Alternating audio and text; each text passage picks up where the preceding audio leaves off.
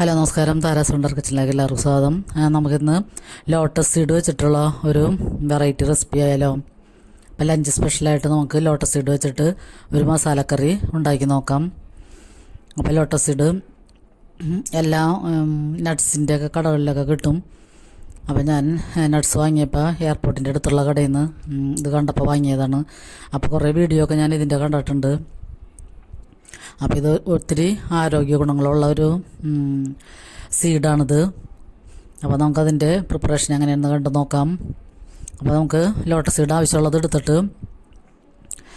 നമുക്കത് ഒന്ന് ഫ്രൈ ചെയ്തെടുക്കണം. ഞാനിത് ബട്ടറിലാണ് ഫ്രൈ ചെയ്യണത്. അപ്പോൾ ഇതിന് ഒത്തിരി ആരോഗ്യ ഗുണങ്ങളുണ്ട്. നമുക്ക് സ്കിന്നിൻ്റെയൊക്കെ നല്ല ഗ്ലോ ആയിട്ടൊക്കെ ഇരിക്കാനൊക്കെ നല്ലതാണ് ലോട്ടസ് സീഡ്. അപ്പോൾ നമുക്ക് പാനിലേക്ക് ബട്ടർ കുറച്ചിട്ടതിന് ശേഷം ഈ സീഡ് ഇട്ടിട്ടൊന്ന് ഫ്രൈ ചെയ്തെടുക്കാം. കൂടുതൽ സമയമൊന്നും ഫ്രൈ ചെയ്യേണ്ട, അതൊന്ന് ചൂട് കയറിയാൽ മതിയാകും. അപ്പോൾ ഈ ബട്ടറിൻ്റെയൊക്കെ ഒന്ന് ചുവ അതിൽ പിടിച്ചാൽ മതിയാകും. അപ്പോൾ അത് ഫ്രൈ ചെയ്ത് മാറ്റിയതിന് ശേഷം പിന്നെ നമുക്ക് ഒരു വലിയ സവാളയുടെ പകുതി, പിന്നെ ഒരു തക്കാളി, 2 പച്ചമുളക്, ഒരു കഷ്ണം ഇഞ്ചി, അത്രയും കൂടി എടുത്തിട്ട് ഞാൻ ആ പാനിൽ തന്നെ ഒന്നിട്ട് വഴറ്റുകയാണ്. അതിൽ കുറച്ചും കൂടിയും ബട്ടർ ഒഴിക്കാനുണ്ട്. അപ്പോൾ ഞാനിന്ന് ബട്ടറിലാണ് ഇതിൻ്റെ പ്രിപ്പറേഷനൊക്കെ ചെയ്യണത്. അപ്പോൾ അതൊക്കെ കൂടി ഇട്ട് നമുക്ക് വഴറ്റിയെടുക്കാം. അപ്പോൾ പച്ചമുളക് ഇതിൽ കൂടി വഴറ്റിയില്ലെങ്കിലും കുഴപ്പമില്ല. അപ്പോൾ എനിക്കിത് മിക്സിയിലിട്ട് അടിക്കാനുള്ളതാണ് എല്ലാം കൂടി. അപ്പോൾ ഇതൊന്ന് വഴന്നതിന് ശേഷം നമുക്കൊരു ഇത്തിരി ഉപ്പ് അതിൻ്റെ ഇടയ്ക്ക് ഞാൻ ചേർത്ത് കൊടുക്കുന്നുണ്ട്. പിന്നെ അതിലൊക്കെ കുറച്ച് സ്പൈസസ് ഒക്കെ ചേർത്ത് കൊടുക്കാം. 2 കഷ്ണം പട്ട, 2 ഗ്രാമ്പു, 2 ഏലക്ക, പിന്നെ കുറച്ച് പെരിഞ്ജീരകം, ഇത്രയും കൂടി ചേർത്ത് കൊടുക്കുക. അധികമൊന്നും ചേർക്കേണ്ട ആവശ്യമില്ല, കുറച്ച് ചേർത്താൽ മതിയാവും. മസാലക്കറി ആകുമ്പോൾ മസാലയുടെ ഒരു ഫ്ലേവർ കിട്ടാൻ വേണ്ടിയാണ്. അപ്പോൾ അതൊക്കെ കൂടി ഇട്ട് ഒന്ന് വഴന്നതിന് ശേഷം നമുക്കതിലൊക്കെ കുറച്ച് തേങ്ങ ഇട്ട് കൊടുക്കാം. അപ്പോൾ തേങ്ങയ്ക്കും പകരം കശുവണ്ടി ഉണ്ടെങ്കിൽ അത് ചേർത്ത് കൊടുത്താൽ മതിയാകും. അപ്പോൾ എൻ്റെ ഒരു കശുവണ്ടി ഇല്ലാത്ത കാരണം ഞാൻ തേങ്ങയാണ് ചേർക്കണത്. തേങ്ങയൊക്കെ ചേർക്കുമ്പോഴാണ് ഗ്രേവിക്കൊക്കെ നല്ല ടേസ്റ്റ് ഉണ്ടാവണത്. അപ്പോൾ തേങ്ങ കൂടി ചേർത്തതിന് ശേഷം ഒരു കളർ കിട്ടാൻ വേണ്ടി ഞാൻ ബീറ്റ്റൂട്ടിൻ്റെ ഒരു കഷ്ണം എടുത്തിട്ട് ചെറുതാക്കി അരിഞ്ഞ് അതും കൂടി ചേർത്ത് കൊടുക്കുന്നുണ്ട്. അപ്പോൾ നല്ലൊരു കളറിങ് ആകും കറിക്ക്. അപ്പോൾ അതും കൂടി ചേർത്തിട്ട് പിന്നെയും നമുക്കൊന്നും കൂടി വഴറ്റി കൊടുക്കാം. ഒന്ന് വാടി കിട്ടിയാൽ മതിയാകും. ബീറ്റ്റൂട്ടൊക്കെ ഒന്ന് വാടി കിട്ടിയാൽ മതി. പിന്നെ അതിന് ശേഷം നമുക്കിത് ഈ കൂട്ടൊന്ന് നന്നായിട്ട് ചൂടാറിയതിന് ശേഷം മിക്സിയിലിട്ട് അടിച്ചെടുക്കാം. പിന്നെ നമുക്കിതിലേക്ക് ഇനി സവാളയൊന്നും ചേർക്കേണ്ട ആവശ്യമില്ല. സവാളയും പച്ചമുളകൊക്കെ ചേർത്തേക്കണ കാരണം പിന്നെ നമുക്ക് ഇനി ഇതിലേക്ക് വെളുത്തുള്ളിയാണ് ചേർക്കാനുള്ളത്. വെളുത്തുള്ളിയും കറിവേപ്പിലയും മാത്രം ചേർത്താൽ മതിയാകും.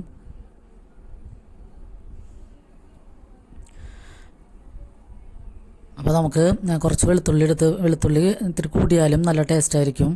അപ്പോൾ വെളുത്തുള്ളി നന്നാക്കി ചെറുതാക്കി അരിഞ്ഞെടുക്കണം. പിന്നെ കുറച്ച് കറിവേപ്പിലയും കൂടി ഇട്ട് കൊടുക്കാം. പിന്നെയും ഒരു 3 ഞാൻ ബട്ടർ ഒഴിച്ച് കൊടുക്കണം. കൂടുതലൊന്നും ആവണില്ല.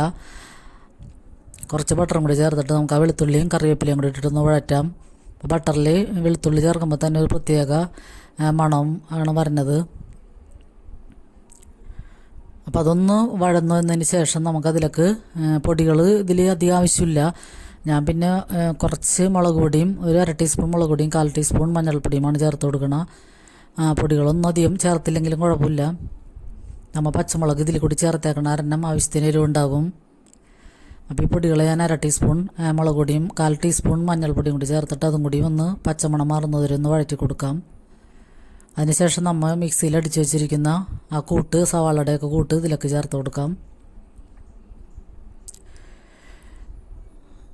അപ്പോൾ 1-ാം തീയതി തുടങ്ങി 8-ാം തീയതി വരെയും, സെപ്റ്റംബർ 1 തുടങ്ങി 8-ാം തീയതി വരെയും 8 നോമ്പ് ആചരണത്തിൻ്റെ ഭാഗമായിട്ട് നമ്മളിപ്പോൾ 8-ാം തീയതി വരെയും പച്ചക്കറികളാണ് കഴിക്കുന്നത്. മത്സ്യമാംസാദികളൊക്കെ 8-ാം തീയതി വരെയും കഴിക്കണില്ല. അപ്പോൾ അതുകൊണ്ട് നമുക്ക് ഇങ്ങനത്തെ വീട്ടിലുള്ള എന്തെങ്കിലുമൊക്കെ സാധനങ്ങൾ വെച്ചിട്ട് വെറൈറ്റി കറികളൊക്കെ ഉണ്ടാക്കി നോക്കാമെന്ന് കരുതിയിട്ടാണ്.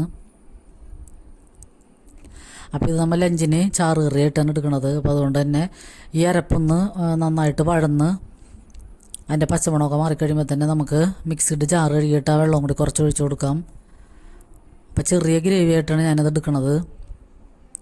അപ്പോൾ അതും കൂടി ഒഴിച്ചെടുത്തതിന് ശേഷം ഉപ്പ് പാകത്തിന് ഇട്ട് കൊടുക്കാം. പിന്നെ ഇതിലേക്ക് നമ്മൾ വേറെ ഒന്നും ചേർക്കാനുള്ള അപ്പോൾ ഈ അരപ്പൊക്കെ ഒന്ന് മൂത്ത് ഗ്രേവിയൊക്കെ ഒന്ന് തിളച്ച് വരുമ്പോൾ തന്നെ നമ്മൾ ഫ്രൈ ചെയ്ത് വെച്ചിരിക്കുന്ന ലോട്ടസ് സീഡ് ചേർത്ത് കൊടുക്കാം. പിന്നെ ഇതിൻ്റെ എരിവും ഉപ്പും എല്ലാം കൂടി ഒന്ന് ബാലൻസ് ചെയ്യാൻ ഒരു ടീസ്പൂൺ പഞ്ചസാര ചേർത്ത് കൊടുക്കുന്നുണ്ട്.